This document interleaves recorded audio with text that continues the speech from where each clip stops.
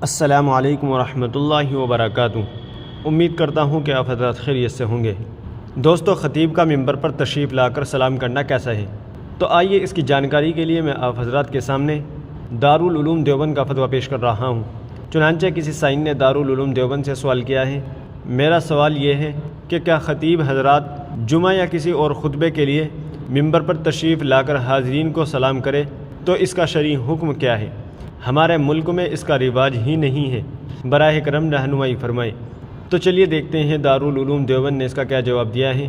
بسم اللہ الرحمن الرحیم۔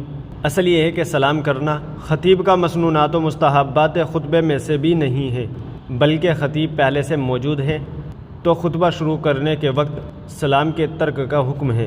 اس سے معلوم ہوا کہ یہ موقع سلام کرنے کا شریعت مطہرہ میں تجویز نہیں ہے۔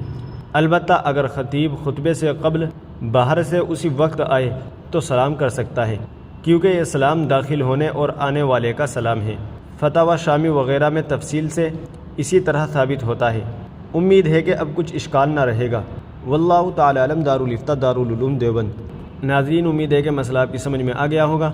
ویڈیو کو زیادہ سے زیادہ شیئر کر دیجیے گا اور ہمارے چینل کو سبسکرائب بھی کر دیجیے گا۔ تو چلیے پھر ملتے ہیں کسی دوسری ویڈیو میں۔ السلام علیکم ورحمۃ اللہ وبرکاتہ۔